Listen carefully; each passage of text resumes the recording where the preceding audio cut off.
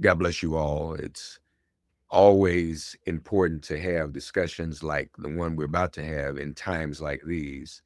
And glad to have here with us right here in our very own New York, the president, and in fact, the first woman president of Union Theological Seminary. It's important too to note in this week, just before Holy Week, um, Dietrich Bonhoeffer went to Union. And it was at one point a dream of Dr. King's to teach at Union, as a matter of fact. Mhm. So Union is a very important week. And Dr. King, of course, was martyred April 4th, Dietrich Bonhoeffer, April 9th. So a lot of intersection there. We're very, very happy to have with us the president of the Union Theological Seminary, Dr. Serene Jones. Dr. Jones, welcome to Make It Plain. How are you? Well, thank you, and thank you for so much for this invitation to have a conversation. And you're right. Even just this week, looking at the anniversary of the death of Dr. King and of Dietrich Bonhoeffer, both two deeply faithful people who found themselves leaders in times of enormous social conflict, and both of them gave their lives. Their lives were taken from them for what they said and stood for. And we're in very similar times these days. So Well, let me ask you this. Are we as people of faith called at this time to consider the sacrifice they made and take up that very cross ourselves? I think we're always called to take up the cross. And I think with both of them, they made decisions to be people who followed their values and the depths of their faith and took it where it needed to take them in order to speak out and be activated around making the world a better place. I don't think either one of them um, actually chose to die this way, chose to be killed, but they knew well that it was could be a consequence of the positions they took. Well, So in that sense, all Christians are constantly called to take up our cross, not let the threat of what our values lead us to do stop us from following our deepest faith commitments. no question about it. So let's talk about union for a moment. We're seeing a lot of our educational institutions under attack, um, and some have been left with no choice but to roll back some of their curricula and some of their approach to things we've been approaching for some times, like DEI and other things. How is Union navigating that space, and is Union safe? Has Union been targeted at all by this backlash? Mhm. So our general approach, which we began talking about during the campaign and trying to situate how to be at Union and what Union's role can be if there was well, given the consequences of the election, whichever way. Um, and we really have taken a principled position that the work that we're doing, we're going to continue to do. So we haven't made any changes to accommodate the situation. Um, I think that as a seminary, while we are definitely part of the higher education world, we also have religious freedom protections, which we take very seriously, and think that that actually provides us with a platform that allows us to do public work that other more vulnerable communities might not be able to. We can hold events around faith based positions on all of these executive orders and all of the policies and have some additional protections there. Yeah, well, that's good to hear. Speaking of events, you've been having conversations with communities around the country, haven't you? Yes, I've been on the road a lot. Tell us about that. And first of all, how that came about. What's been kind of your purpose in doing that? Well, the most recent conversations I've been traveling have been by invitations from congregations who know of Union and know of my work as a theologian. In addition to being the president, I've also done a lot of writing and thinking theologically, reaching out and saying, will you come talk to us? Will you spend the weekend with us? Will you do workshops with us? We are at a loss as to how to be in this present moment, and we need some guidance. And one of my areas I work on is trauma. And I think a lot of congregations, specifically congregations that are in red areas that are blue congregations, are wrestling with just the sheer fear of the moment. So they need a pastoral word, they need a theological word, they need to be encouraged, given Mm, hope. mm. So my most recent trip was to Amarillo, Fort Worth, and Little Rock. I did those 3 together. So talk about going to blue places in the midst of red spaces. Right, right. Wow. What so I'm sure we all would benefit. What is the pastoral word you offer at this moment, Dr. Jones? It always comes down to, I have many words and ways to talk about it, but it comes down to 3 things. I've shared from my perspective at this moment in time, our first concern always needs to be, as people of faith, looking for and taking care, protecting, uplifting the most vulnerable. Mhm, mhm. That has to be our very first concern, always. Who is being harmed by this, and how can we stop that and intervene and take action? The second thing I tell people to do is to speak their faith as loudly as they can, to not let fear shut their voices down, but never has there been a time when it's more important to speak. And then the third is to always be bridge builders, because as we know, in the days ahead, people are going to start falling, and they need people to catch them, people that they might not normally think would even be their friends. So we can't stop that process of building bridges, even though the bridge might not be coming from the other direction. Yeah, yeah. And Those you are 3 words. no, I love that. But you mentioned pastoral and theological.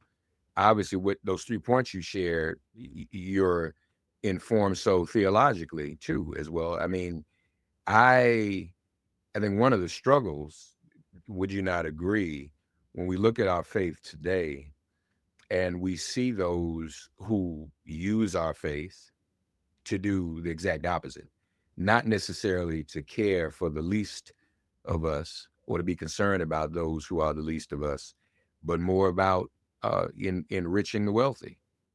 Absolutely. And that's why that first principle I share with people is, it's right there on every page of the gospel. It's right there on every page of the good book. In general, it is constantly the claim that our task as human community is to care first and foremost for the least of these, and to Yeah, go there first. yeah, And that's a deep faith claim that runs counter to a lot of religious right Christians who, as you've said, it's kind of hard when you look at the policies they're supporting. You're thinking, now where does that possibly come in relation to the Bible? right. Was Jesus doing any of these things? No. So we got a pretty strong gospel to guide us here.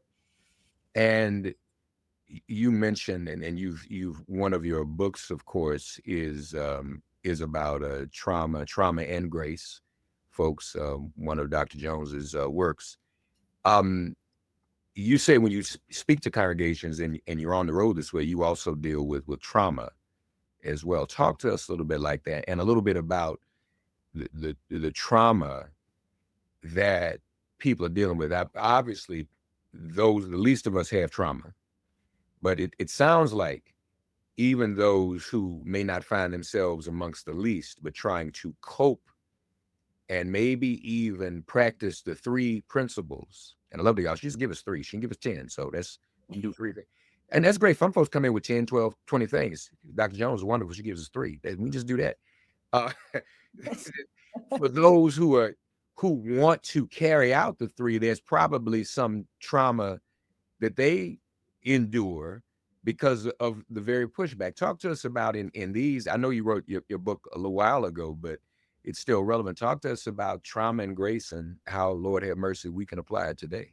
Yeah. Well, I've done a lot of work over the years in just studying how trauma impacts people. And as you said, the impacts vary. I mean, there are communities that are traumatized by bombs falling on them and police showing up and throwing people randomly in jail and gun violence. And um, I think the mistake that people in some of the congregations I've been speaking to might make is that that means that other people aren't experiencing trauma. And I've come to think that there's actually nobody walking around out there that doesn't have traumatic experiences in them that they haven't worked through, especially when you think of trauma, even intergenerationally. What do they carry with them from the generations behind them? And if you're not aware of how trauma and traumatic triggers shut you down and make you just want to crawl under your covers and go away, um, not dealing with trauma can stop you dead in your tracks and make you completely ineffective. And when I'm saying go to the least of these, speak loudly, build bridges, that takes action, that takes confidence, that takes a sense of fearlessness and courage in the face of what's happening. Yeah, yeah, that's very, very important. And is not doing those things in their own way a means of addressing trauma? I mean, is it something to be said when we keep things within and bottle them up and don't address them? It Yes, isn't it doesn't is doesn't that prolong trauma when we don't speak out? absolutely. It's getting all blocked up in you and it's just intensifying the consequences of trauma on your own body. I mean, Yeah. you may think that not saying anything is going to keep you safe, but if you have a Christian word that needs to be spoken and you're not speaking it, it's all jammed up in you and it is not making you safe. It is, it risks collapsing your very heart and soul. Your third principle about or your third prescription about us reaching out to others who may even differ from us. When I first hear that, um, uh, um, as a person of color, I think about those who are opposed, for example, to my freedom. Yeah. But that also means too for all of us in this diverse society, reaching out to other people like us, the immigrant, um, those of a different sexual orientation, not subjugating them, women for Mhm. that matter. I mean, I know you recall. It's probably been about 10 years ago now. Um, the phraseology of the war against women, as far as I'm concerned, never stopped. People just don't say it as much. Yeah. Um, so when you talk to other communities, how often do those issues come up and people struggling with embracing people of different cultures, different orientations? Mhm. Yeah. It's what's interesting when you're like my own position as a person of faith um, would, if I were to articulate it politically, would be very progressive. Right. So, what's interesting is when you reach out to a very conservative Christian to have the conversation, there's some differences that they're willing to touch upon, and there's some that are there that are huge areas that they're not willing to step towards. And so, figuring those out. So, for instance, they're happy to have a conversation about why we disagree on a woman's right to choose Mhm. or on trans issues. Um, it's harder to get them to talk about their position on economic issues and on race because they're not even completely aware in themselves of how those forces of class and race are driving their political views and impacting the way they articulate their faith. Mhm.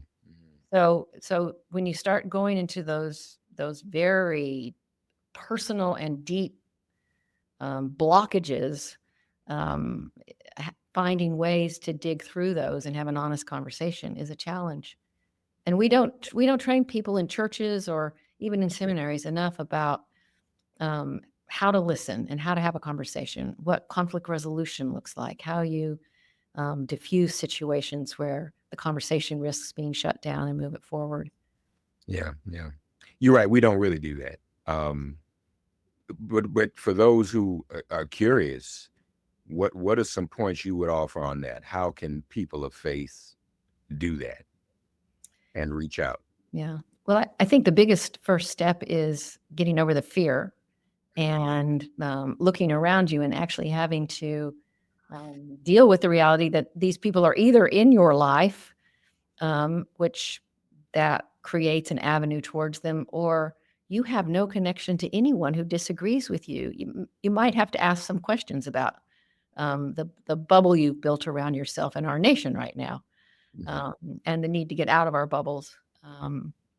And then I would say the most important thing is to be willing to actively listen and to affirm that even though you may not agree even by 20 miles close to their position, that you actually do hear them and you hear what they're saying, that you're listening to them, that you're not dismissing them as a caricature.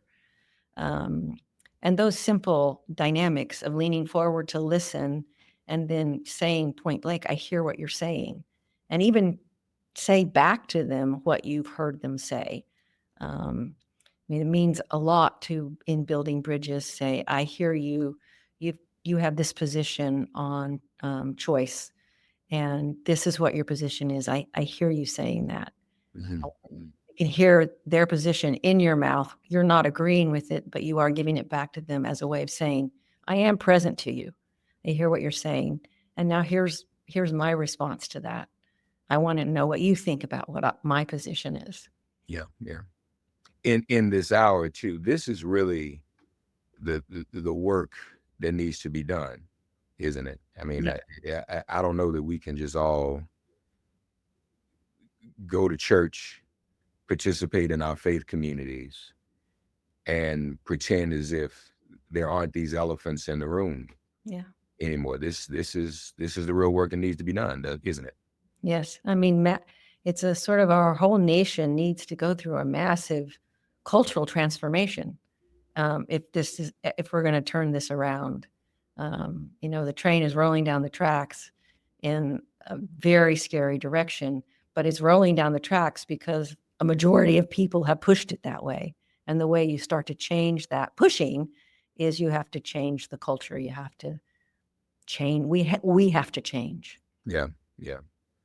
And if anybody's going to do it, it's going to be the church. It's going to Yes. be people of faith ultimately. That seems to be, and it has been historically, the Mhm. place you can depend on actually having some grounds for articulating values Yeah. and being driven by values that are, as I always say, when these executive orders come out, I remind myself that, thank God, I am beholden to a higher power. Yes. Yes. Indeed. Indeed. And so, Dr. Jones, back to Dietrich Bonhoeffer and Martin Luther King. Would you compare this moment we're in to the moments of their prime, the moments when they made their greatest decisions and sacrifices? Do you see any similarities? There's so many similarities. And I think a lot has been written about the similarities to the Germany that Dietrich Bonhoeffer left Union to return to, because he was seeing the rise of Hitler and the Third Reich, and seeing very aggressive movement towards a totalitarian, oligarchic, fascist state. And I don't think he knew what the fullness of what he was walking into and where it would go eventually, but he was walking into the storm. And I think similarly, and this is true for all of us in our lives, King knew the position that he had to take. Years of organizing were behind it, and he knew he was walking into the storm. Mhm.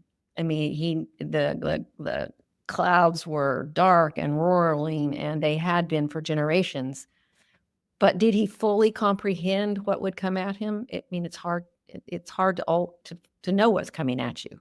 And I think we're in one of those moments right now. Is that storm is everywhere, Mhm. and are we going to walk into it or not? Yeah, yeah. now that you said it out loud, what I just thought about, what they knew or didn't know. It may be a little bit worse now, because back then there wasn't the pervasiveness and ubiquitousness of cell phones spewing out disinformation every second. I mean that's something that certainly people have to find ways to resist. I mean, it's if you're awakened to what's going on, and if you're a person of faith, when you're scrolling, you have to do it with a certain level of discernment. Otherwise, you really will be confused and not know what's happening. Yeah. Yeah. No.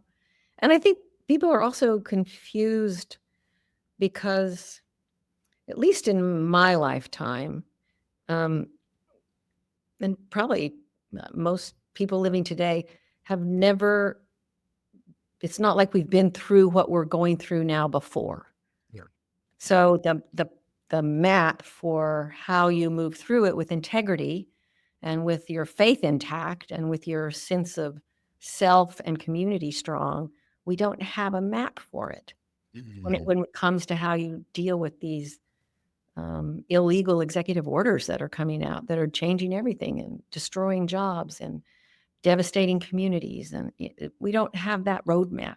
So I think it will come to us. I see, and I'm in places where people are thinking together, building coalitions. But we're at right now at the kind of startled and starting to build stage. Mhm. And you are still traveling, Yes, talking to people, or as the young people say out here in these streets, yes, yes, talking to people. yes. Talking as much as I can. I have to follow my own principles. Yes, yes. No, and it's very important at this moment, um, in the seat you hold, Yeah, yeah, that people see and hear from people like you.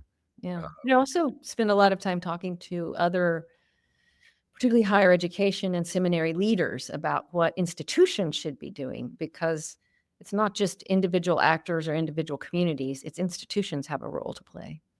And are you going to roll up your institution and stick it in a bag and tie its string tight and hope you weather this?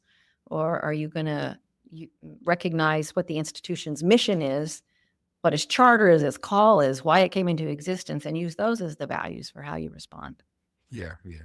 A couple of years ago, as a matter of fact, a colleague of yours at Union, in the past couple of years, was saying to me um, that there aren't as many people seeking theological education as there once were, and that there aren't even as many opportunities and faculty positions that exist as they once did.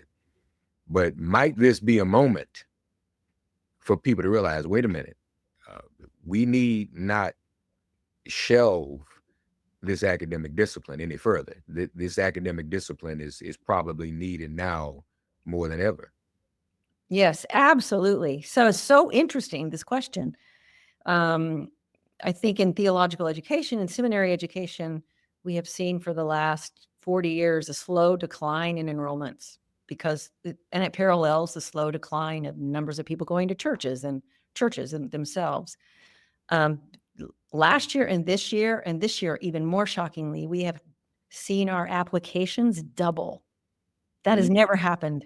That has never happened before. So seeing those applications double is an indication that there is a new awareness and yearning for this theological education, for for going to a place that's grappling head on with the storm. Right, right. I find it interesting. I know some peers who've gotten advanced degrees in other fields, worked in corporate America, worked in law, and they say, "Mark, I'm going to seminary." It's like, what? What happened? They just can't. They can't do any. What they were doing just is no longer fulfilling. It's not fulfilling their souls, spirits, and minds, and they want to see, and not necessarily to be preachers, but to get some greater and deeper understanding of the relationship we ought to have with God, and also the relationship we should have with others. So that's very, very important. Mm. Folks, Dr. Serene Jones is the president of Union Theological Seminary. It's an honor to have her, that historic institution here, right next door to Union, as you all know, um, is Riverside Church, where on April 4th, 1967, Dr. King gave his great Vietnam address. And then 1 year later to the day, he lost his life. And as we said, Dietrich Bonhoeffer was a student at Union.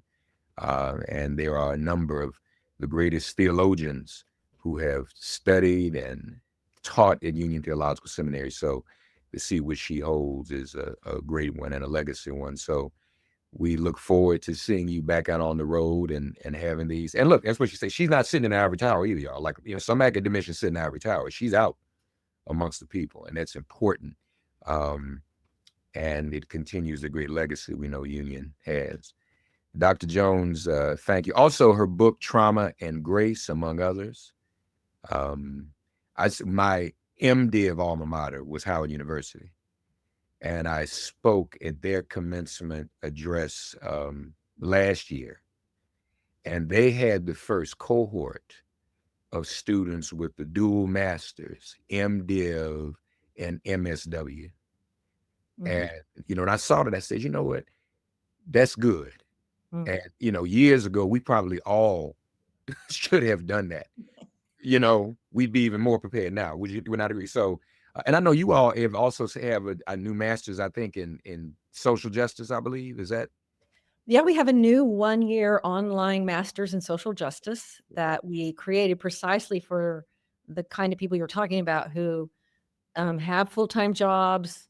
They're not interested in the seminary for a career path, but they're finding dissatisfaction in what they're doing, and they want to go deeper in their faith and deeper in just thinking about the spirituality of justice. We also have 2 programs, one with Columbia and one with Hunter, where you do the joint MDiv, MSW.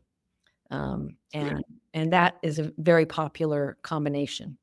Right. But this MASJ, the Masters in Social Justice, all the courses are online in the evening.